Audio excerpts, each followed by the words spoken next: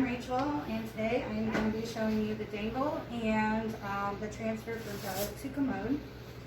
I'm first going to begin by knocking on the door and introducing myself.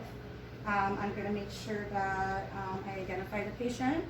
I make sure that I include privacy, and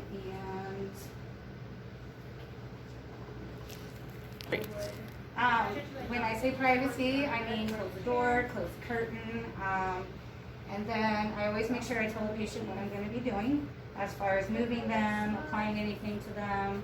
So we're going to start out by making sure that the bed rail is down. Our bed is in a lower position, so when they get out of bed, their feet are touching the ground. I'm going to go ahead and put the patient in a Fowler's position, so it's easier for the both of us to get them out of bed. Then I'm going to explain to the patient that I'm going to put a gate belt around them.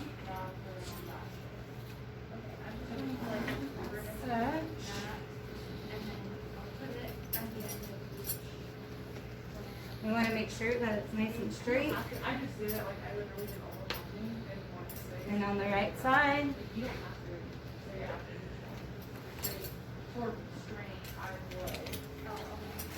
Okay. We're going to tighten it, and it's going to be tight, but just enough to where I can at least fit a few fingers under there and have a good grip to it. We're going to make sure that it's placed below the breast. Make sure that it's nice and snug. Then I'm going to ask the patient to go ahead and bend their knees. And so bring over their legs. To assist them to the side of the bed, I'm going to use the gate belt and help them. Sit at the side of the bed, feet on the ground. I'm going to ask my patient if they feel dizzy, lightheaded, how are they feeling, and that would be the dangle. Are we still recording? Okay. Then the next position I'm going to show you, or the next transfer I'm going to show you, is from bed to commode. I'm going to make sure that we have slip socks or shoes on their feet.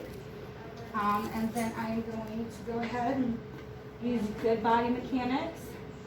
Stand right in front of them with our legs apart. Gonna hold on to the gate belt here. And sometimes I like to count with people just so we're on the same track. And once we're done, we're gonna stand them up. We're not gonna bend our back and use our back to lift them. We're actually gonna use our legs. And we're gonna lift them. And we're gonna go ahead and instruct them to go ahead and pivot and move to the side.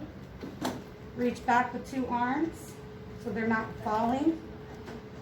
And we're going to easily place them down, not using our backs, but we're using our legs. And that is the transfer from bed to commode. I also want to include that we give them privacy. If there's a curtain that needs to be drawn, a door that needs to be closed, that needs to be done as well. If we are not going to be in the room while they are doing their thing, then we make sure that we place a call light so they have access to let us know whenever they're done. Hi, my name is Rachel, and today I'm going to show you transferring from bed to stretcher. This one would be not using the slip sheet. First thing we want to make sure is that the bed and the stretcher is locked before we transfer. We make sure that the body is aligned, he's straight, his neck, arms, hips, legs. Then we're going to come up, and usually we have 2 and 2, so 2 people on that side, 2 people on this side. And we're going to start out by rolling up towards the patient, the lift sheet. And then on the count of 3, not lifting, but sliding onto the stretcher, we're going to slide the patient over. 1, 2, and 3. With his head up on the pillow. Okay. My name is Rachel. I'm going to be showing you how to transfer from bed to stretcher using the sliding sheet. for a sliding board. We make sure that it's halfway between the bed and the stretcher. We're going to make sure that the wheels are locked. We're going to make sure the body is aligned, head, hips, legs. Then we're going to go ahead and roll the draw sheet towards the patient. And on the count of 3, 1, 2, 3. Slide the patient over, do not lift.